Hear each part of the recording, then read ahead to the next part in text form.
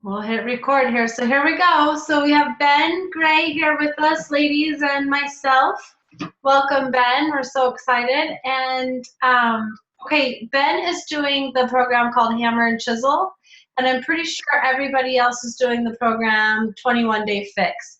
The only difference really is the workouts. The workouts of Hammer and Chisel are a lot more varied. There are more of them. Autumn Calabrese and Sagi Kylev, or whatever his name is, have paired together to do those workouts. There's about 15 different workouts, I think. And there's a 60-day calendar you can run. There's a 30-day calendar. So Ben, you need to decide what, maybe you already have decided if you're gonna do like the Hammer 30-day program, which would be like bulking up your muscle, or the 30-day Chisel program, which would be like leaning your body out while building muscle. Then there's the 60-day challenge, which pairs both of them together. So you want to build a little muscle and you want to lean out. That's what I've been doing, and I like it well. You just have to stick up with the 60-day calendar versus like a shorter calendar. Does that make sense? Yeah, and that's what I'm doing is the 60-day where I'm doing both the chisel and the hammer. Perfect. So on the 21-day fix calendar, it runs on a 21-day calendar, and it's like a 1 week where you rotate the workouts within, how should I say this? It's a 7-day calendar, and that week repeats itself for 3 weeks. So you do like Monday as an upper body, I think, and then anyway, each day is a different thing, but each Monday you do the same thing, each Tuesday you do the same thing. So the calendar is just a little bit different. The planning for the nutrition, I've got the 21-day fix essentials book here. I've got 21-day fix extreme, and then we have the master's hammer and chisel. There is not really much of a difference between all of the nutrition programs. So what you want to do, each of the books, it's page 4. You turn to page 4, and it has a calculation that it has you go through. The 21-day fix is a very simple calculation. 21-day fix extreme takes into account your activity level, and master hammer and chisel doesn't. The 21-day fix uses your weight, your starting weight. Master's hammer and chisel does not. So you want to do that calculation. So if you haven't done it, go ahead and do it. But have you done it, Ben? Yeah, I have. Perfect. So you ended up on plan A, B, C, D, E. Do you remember? On plan B. Plan B. Perfect. That's where I'm at. So that might be nice and easy to do this. So with the other coaches that are doing hammer and chisel, a lot of them said, honestly, like doing plan A, or in 21-day fix, it would be like the first calorie bracket. It's like that 12 to 1400, 1499 calories. That's a really hard bracket to stay in for a really long time. So if you're doing hammer and chisel, you absolutely want to, like, even if your calculation comes out at plan A, you want to bump it up to plan B so you have enough calories. On 21-day fix, it's okay to do like that lowest calorie zone for 21 days, and then you want to bump up to maintenance for 21 days, and then you can go back down. You shouldn't stay in that first calorie zone for too long, because your body will kind of start to go into a starvation mode. So but Ben, I think even if you were like at maintenance mode, you would probably still be in plan B. But so what you do is you work the calendar, and then you decide where you're at that point, and you like recalculate it and see if your plan ends up in the same spot. Does that make sense? Yeah. Perfect. All right, so let's look at plan B. So I'm gonna go ahead and screen share this on my desktop. All right, can you see my Word document here? Yeah. Perfect. All right, so plan B is 1500 to 1799, or on 21-day fix, it's the same calorie zone. That would be like the second column. So you just want to make sure and input your own information here, and then you want to make sure and have your right containers. For Plan B, it's 4 green, which are vegetables, 3 purple is the fruit, 4 red for protein, 3 yellow for the carbs, the complex carbs, 1 blue. Everyone always gets 1 blue and 1 orange. These are healthy fats, as are the spoons, but the spoons will change. So this one is 4. Then what I do is I write breakfast and snack. And I'm actually really happy to be planning this with you today because I just did the 3-day refresh thing. And it was like a 900 calorie, it's like a cleanse that you can do. And so I need to like replan my meals anyway. So this is good timing for me. All right, so we're gonna eat 6 times a day. And what we wanna do, there are so many ways you can look at this.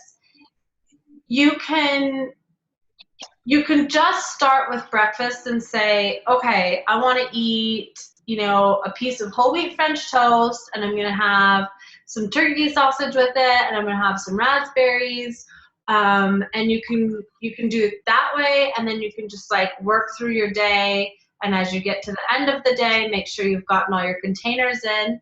In my experience, that isn't the best way to do it, just simply because you end up missing containers, or you end up with too many containers at dinner, or you end up skipping a meal and then you eat a bigger meal later. And so I think it's best to have it planned out. So here's what I do.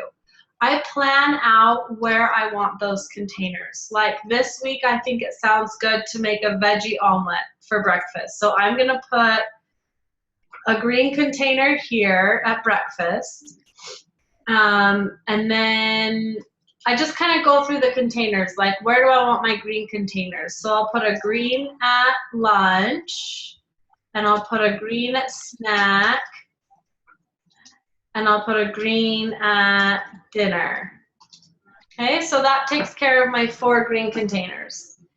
Then I want to go to purple.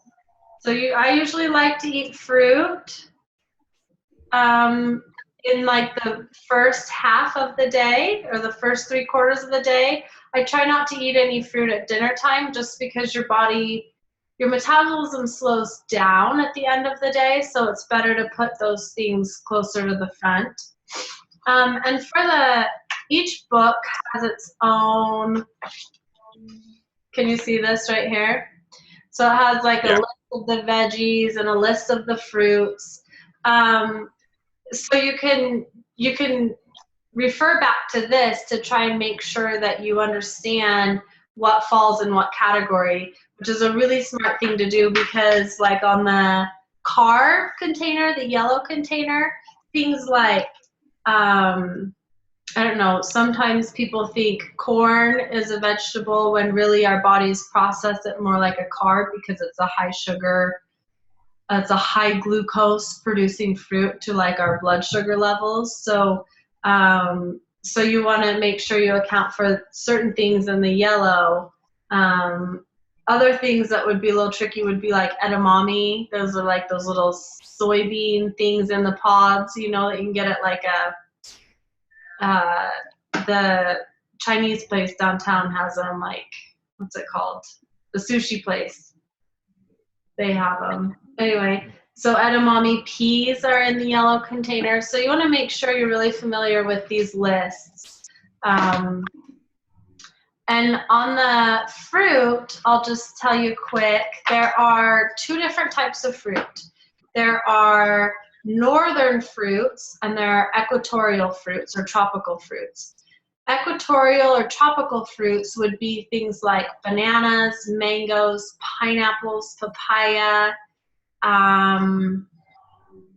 those really sweet, yummy fruits that are usually like go-tos, especially pineapple, banana. Those have a high glycemic load on your blood sugar levels, and so where they're okay in moderation, it's not the best fruit to choose. better fruits to choose would be anything that we can grow in the United States. So apples, oranges, pears, peaches, all the berries, just totally fine. Help me out here. What else? Watermelons, cantaloupes, honeydews, grapes. What else? So pomegranates, totally fine. Guava, starfruit, passion fruit would all be the equatorial fruits. Apricots are awesome. You kind of get the point, yeah? Yeah.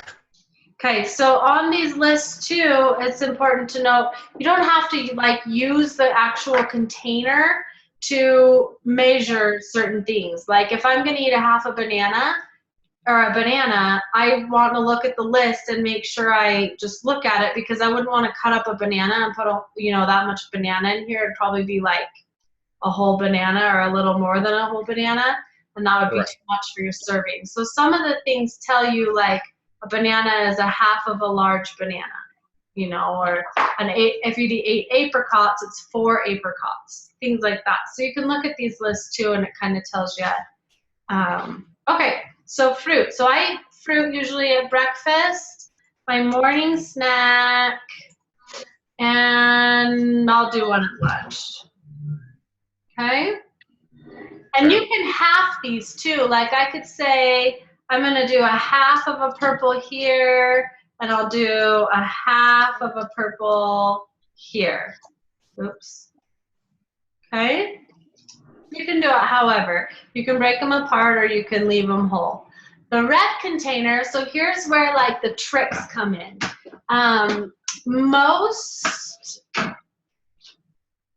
Most of your proteins are going to be the lean fat version. So like if you're eating a ground beef, make sure to get like an 80% or above, beef, so it has like a lesser fat content to it. The other trick you can do would be to like fry it up or whatever, and then drain off your grease and kind of rinse it with some water to pull the majority of the fat out of it. So one of the biggest tricks that I learned, and not everybody can do this, but when I worked with my nutritionist, was to eat egg whites. And particularly, where did my mouse go? Hello. Particularly egg whites at bedtime. So, whoops. Now I feel like somebody's watching me type. So one red container would be 8 egg whites or 2 large eggs.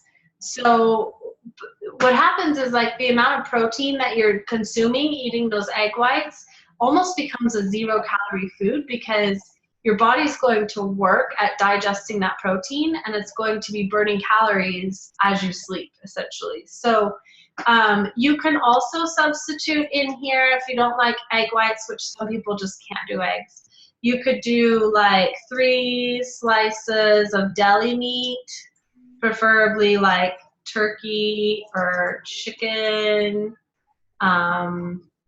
something like that.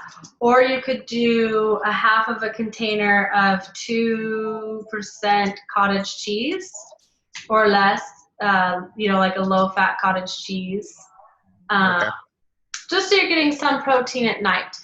So I also, for a while, was drinking my Shakeology at bedtime. You can also do that as well. I totally lost my mouse. I can't see it.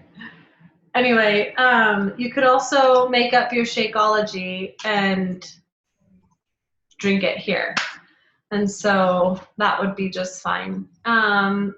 So now we go back to breakfast. If I'm going to make a little omelet, obviously I need eggs. And where I've got a half of a container at bedtime, I'm going to put the other half at breakfast. And we'll do the 4 egg whites, because making an omelet with 1 whole egg is not really enough. But, you know, you don't have to do it that way either. And with my omelet, like I will probably cut up a bunch of vegetables that I like to put in my omelet and just put them in a baggie.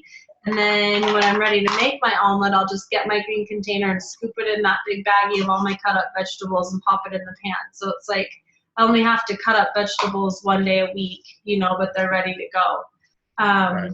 And again, you can mix and match these however you want. Like, you know, if you really like, say, you know, some, I don't know, whole wheat pancakes for breakfast, you could do whole wheat pancakes with some, you know, turkey sausage and, you know, some, I don't know, you could do oatmeal, you could do, kind of have to think about maybe what you like to eat and then just go for it. So sometimes I will also do some cheese on my omelet. So I'm going to use about a half a container of the blue cheese, which is essentially just a little sprinkle, so I feel like I have some cheese on my omelet. And then I'll probably do a half of a blue later somewhere, like, let's see, maybe here. Break it up a little bit. So that takes care of my blue. But back to the red. So if I do Shakeology here at bedtime, Shakeology is a whole red container. So you want to make sure that you're accounting for your, like if, you know, if you do a half at breakfast, then you want to put another half somewhere in the day.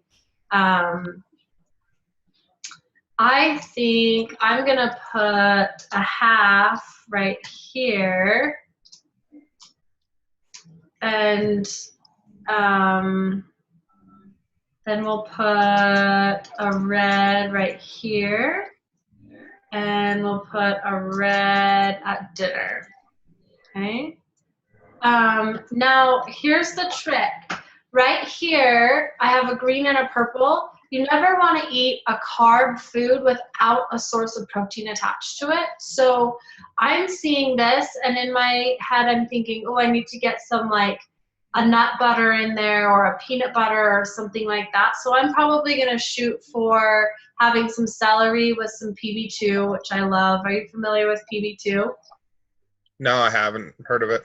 So PB2 is a powdered peanut butter. There's other brands. Jif makes a brand. It'll be in the peanut butter section. Basically, it's a powder, and then you mix it with water. So they've kept the protein intact of the peanut, but they've sucked the oil out of it.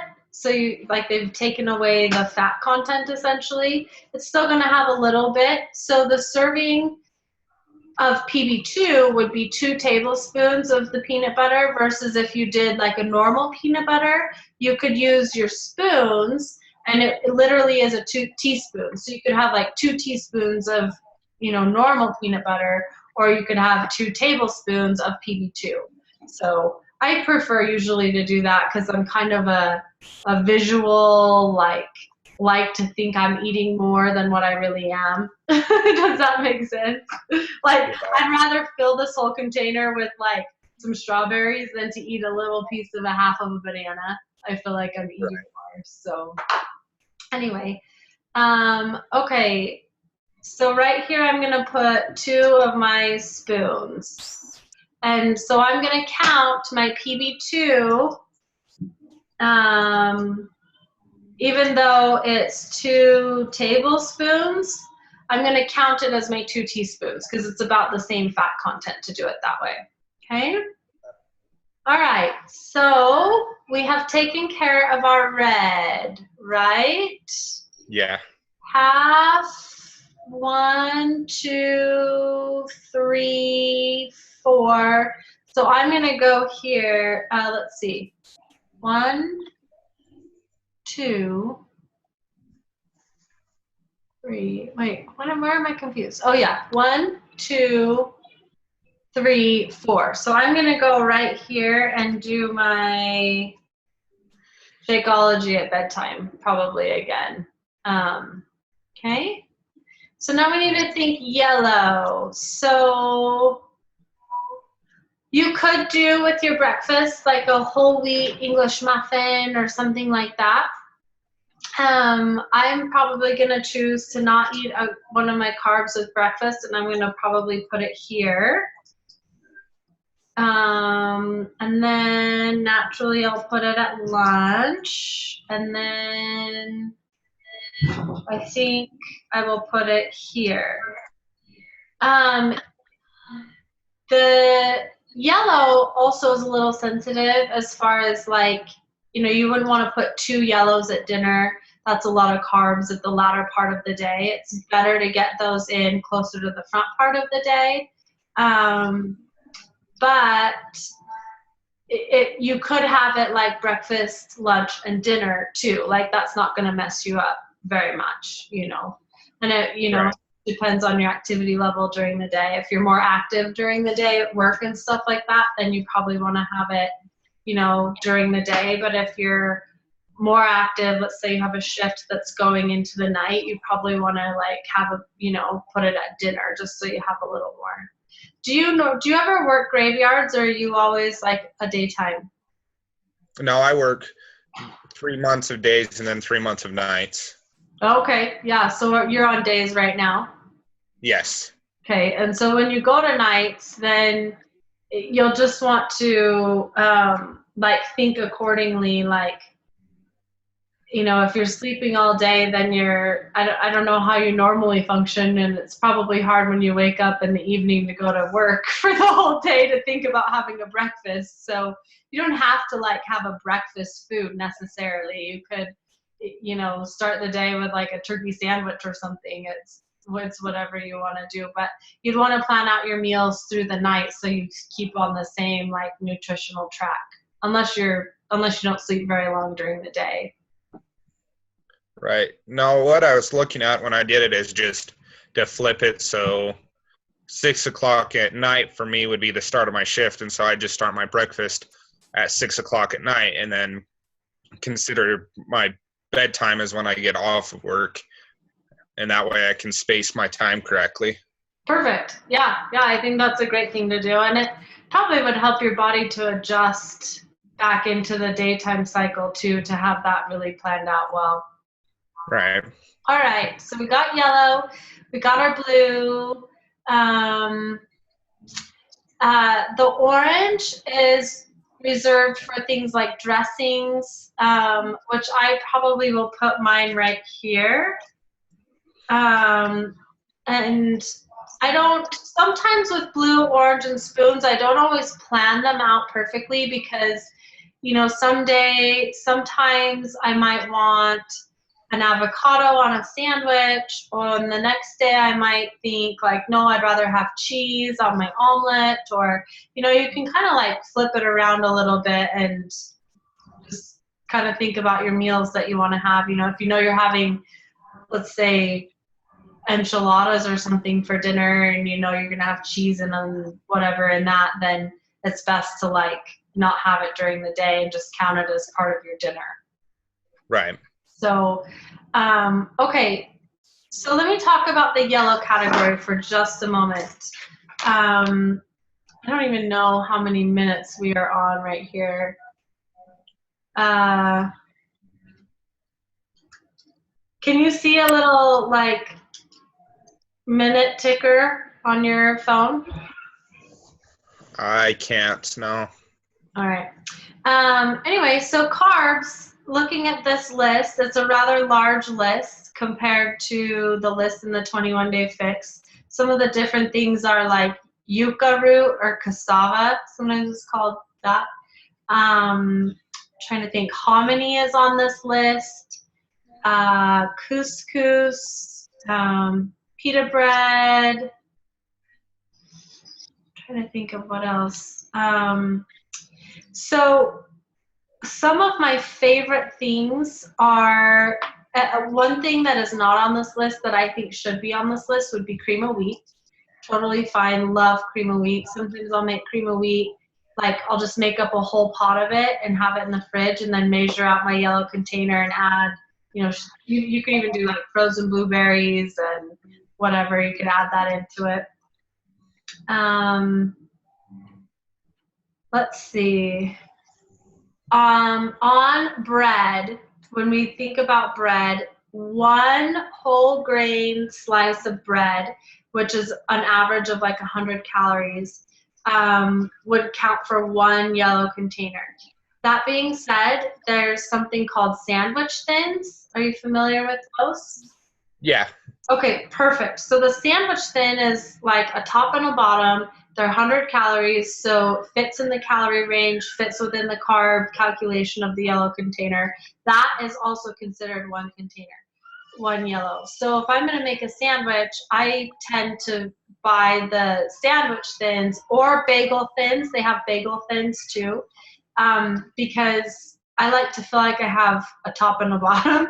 And if I made a sandwich with just a whole grain bread, I would have to take 2 of my yellows at my lunch instead of being able to spread it out more. So there's also in the tortilla category, there are tortillas that are like low carb, high fiber tortillas or something like that. I can't remember the brand names, but they average at about 80 to 90 calories, and they usually say like 5 grams of net carbs. They're really actually pretty good, and they look like a whole wheat tortilla. So that tortilla as well would be considered a yellow container. Or the flat out, are you familiar with the flat outs? They're like big oval, really flat tortilla looking things that you can make wraps with. Those would also be considered one yellow container. So essentially what you pull for your yellow, you just want to make sure it's around the 100 calorie mark and you'll be just fine.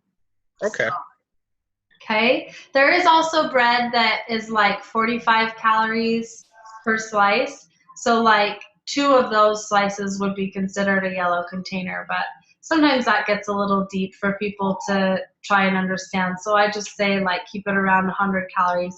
And it's really the only thing that you have to kind of look at calorie count on. Everything else is just, you just measure the container. You know, as long as you have a low fat cottage cheese and you eyeball about a half of the container, you're going to be within your realm.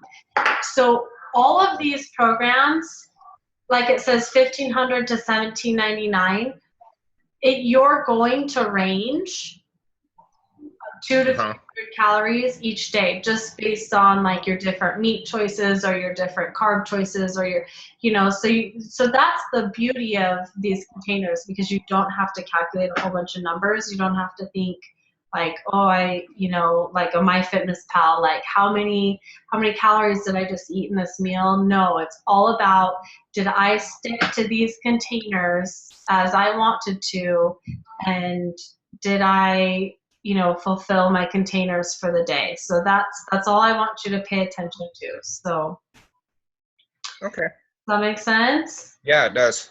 Cool. So do you have some ideas about what you're gonna make?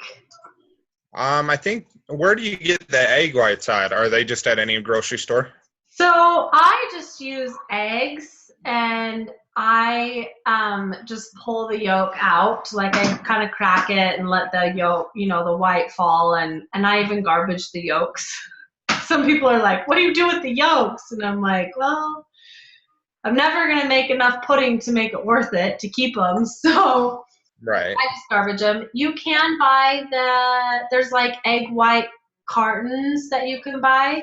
I want to say you have to be careful because they can have a preservative in them. I would just look at the ingredient list. Okay. Other thing is that I think they're a lot more expensive. So, I mean, eggs, like I just have resorted to buying myself a big 2-section pack of eggs, and we go through one of those in about 10 days in my family. So I just do it that way. Okay. Okay. So I'm just going to go back through here and kind of look at my containers and what I've got, and just, so I'm going to do cottage cheese with whatever fruit. And some of the things that have been my favorites have been like grapes and cottage cheese. I don't know if you've ever tried that, but anyway, I love cottage cheese. And then I'll probably eat some like crackers with it.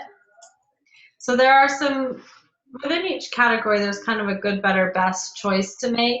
the crackers, like your best ones are going to be like a sweet potato cracker or an almond thin cracker or a rice cracker or something like that. Those tend to have really low glycemic loads for the carbs that you take in. So you're really, a lot of this is to maintain your blood sugars fairly stable throughout the day so you're not spiking and dipping.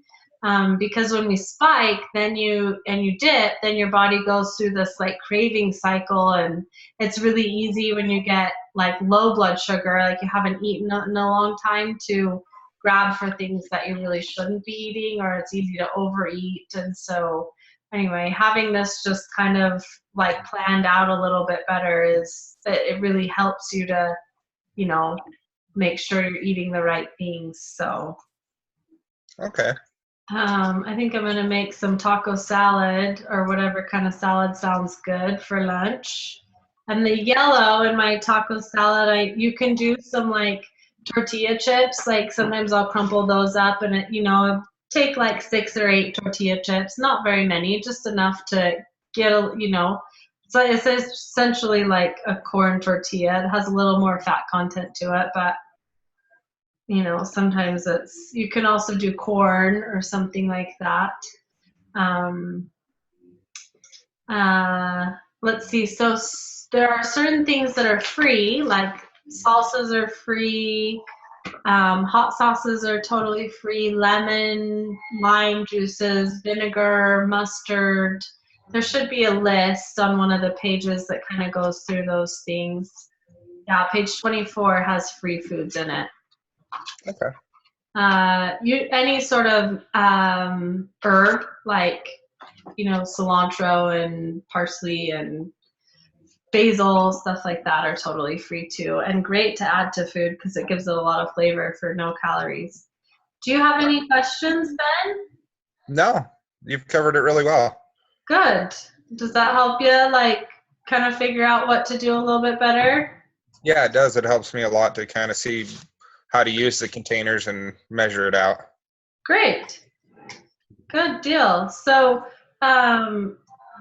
you can, I should talk about dinner for a second, because I just put green and red for dinner, but obviously like my family and probably your family aren't going to eat just protein and vegetables at dinner, like my kids really like it if it's like chicken Alfredo and stuff like that. So what I do for myself, if I'm choosing not to eat the yellow at dinner, I will just, let's say chicken Alfredo, okay? So I'll keep some of the chicken out.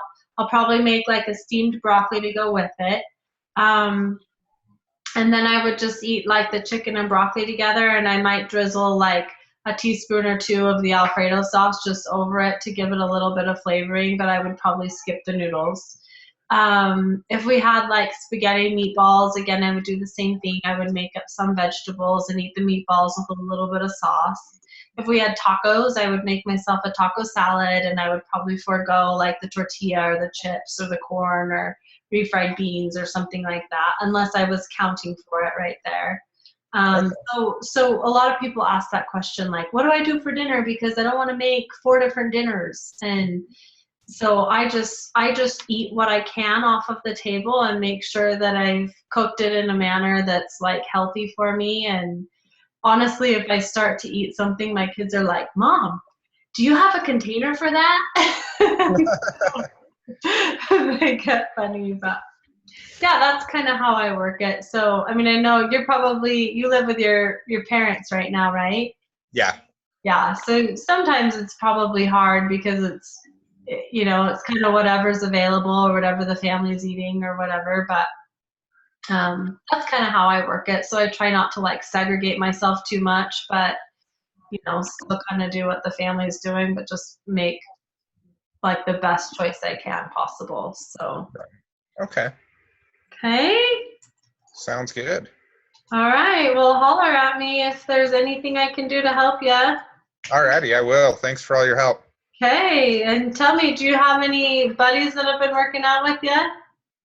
I've had 2 that have kind of worked out with me, but they kind of want to get on their own program, so I think they're going to buy their own program here soon. Oh, good. Perfect. So Yeah, we'll have to chat about that. Are they interested in the hammer and chisel or just something else? One of them is involved, wants to do the hammer and chisel, and the other wants to do the insanity asylum. Insanity. Oh, Insanity Asylum. Ooh, tough guys.